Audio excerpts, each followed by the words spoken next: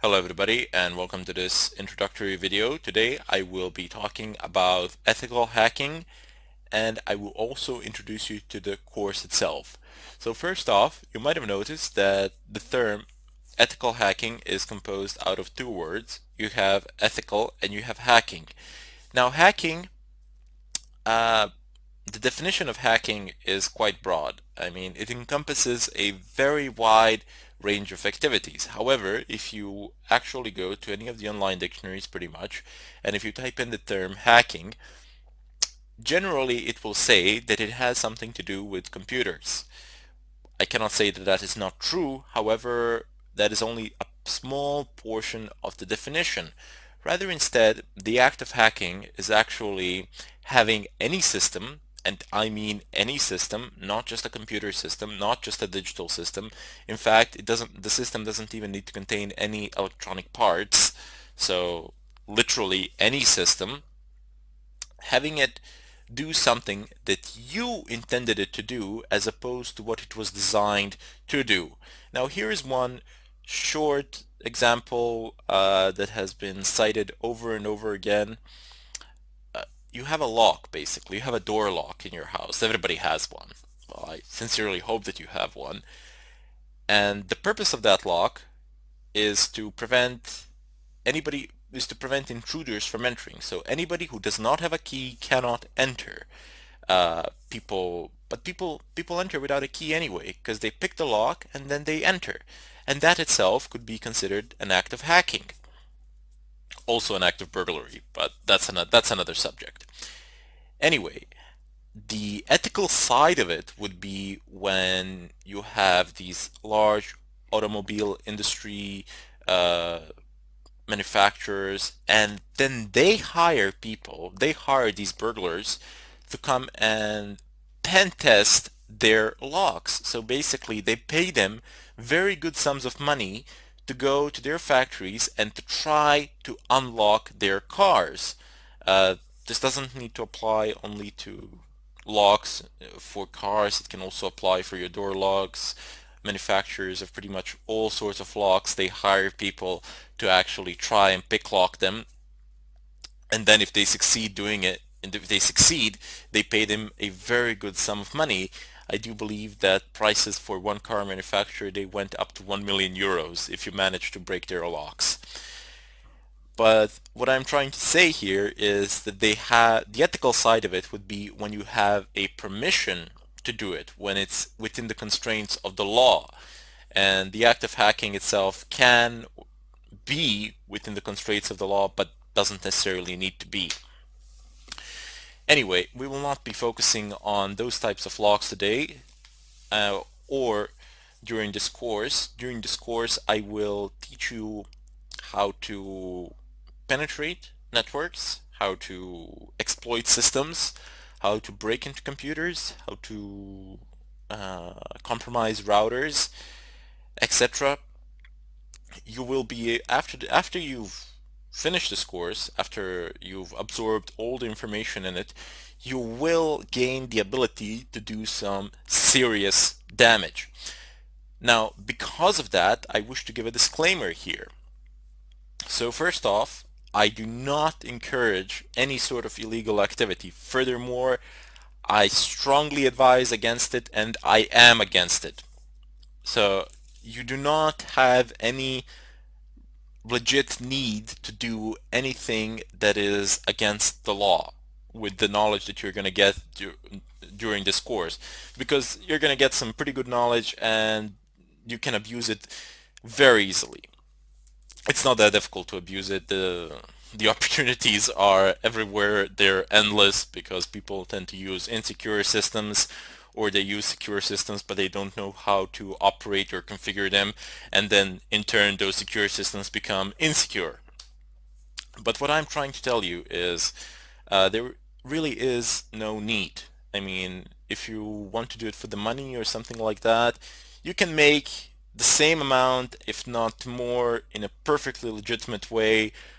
People will pay you to actually test their networks and to see if you can find any vulnerabilities in them and then report them, perhaps even fix them. So, however, if you do decide to do something against the law in, in any country, I am not responsible for it. That is what I want to say. I do not claim responsibility for it, as I have already stated that I am doing this for purely for educational purposes, and I do not advocate the use of this material for any sort of illegal purpose. Now, I hope you understand why I had to make this disclaimer, and I this is not what I said. These are not just empty words. I really do stand by it, and that is my philosophy as well. In any case, during this course, I will show you numerous examples, methods.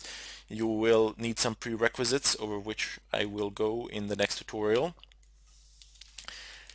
But you're in for a ride, so sit down, be patient. That is a very important thing in this line of work. Patience, because everybody has, everybody out there, if you are looking at this tutorial now, if you've typed in the term ethical hacking, I'm guessing that you've seen I'm guessing at some point of time in your lives, like myself, you have seen a movie that involves some sort of hacking with computers, and you see this terminal and you just see them typing in something there, and it just basically works. It works within 5 minutes or something like that. Let me tell you something. That has nothing to do with the real world, or very little to do with the real world.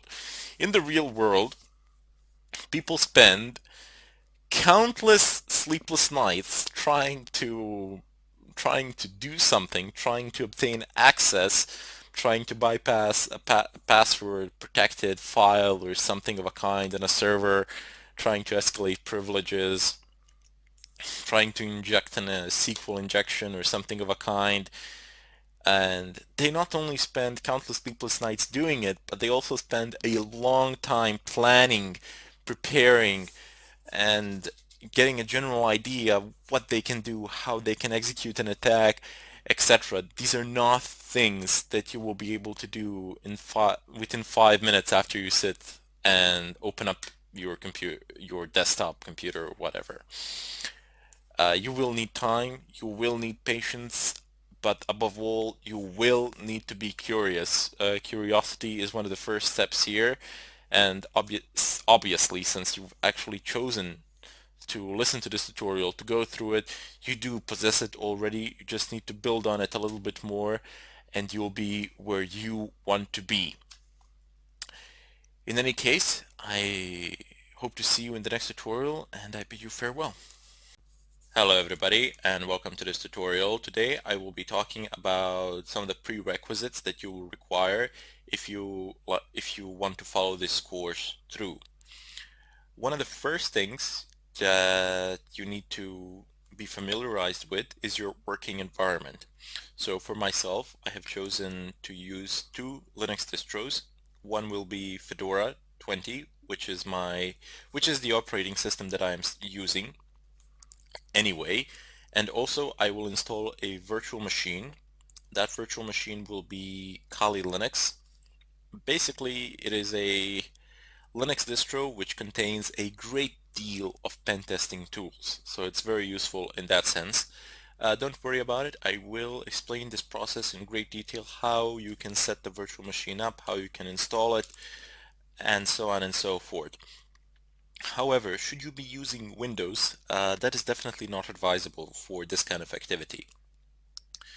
Primarily because I mean, since I'm doing this in a environment that I own, it doesn't really matter to me if I'm anonymous or not, but in the real world, all the pen testing that is done in the real world, you're always trying to anonymize yourself. You're trying to be as invisible as possible, as as much as possible. You do not want them to figure out where the attack is coming from or anything of a kind. You want to wipe your trail or something of a kind.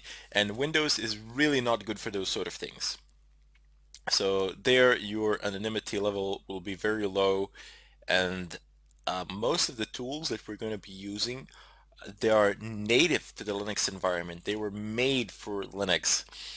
So some of them might not work under Windows. I have not tested them all out, but but most of them will. So you can still use Windows if you like, because I mean you're not hiding from anyone. But since I'm recreating the real life scenario here, I do need to actually use proxies, VPNs, and so on and so forth, just to show you how it is done, how you can do it. Also, for all the Mac users out there, if you're using Mac OS X, it doesn't really matter which version. Most of the stuff should work like no problems. The procedures are fairly simpler. The command line tools are the same. How you install them differs, but pretty much you will be able to run the same commands as me. So there shouldn't be any problems there. Your anonymity level with Mac OS X should be relatively good, but still on Linux you have the greatest anonymity, and you are rather safe in that sense. Other than that, you will also require working internet connection. And even though all of these attacks that we're going to do today, well, most of them, they work much better if you have an extremely fast internet connection. But some of these attacks are actually conducted from public Wi-Fi's, in real life anyway. We'll just pretend I will set up a wireless access point in my house and load it so that it's similar to the public Wi-Fi, which is very slow.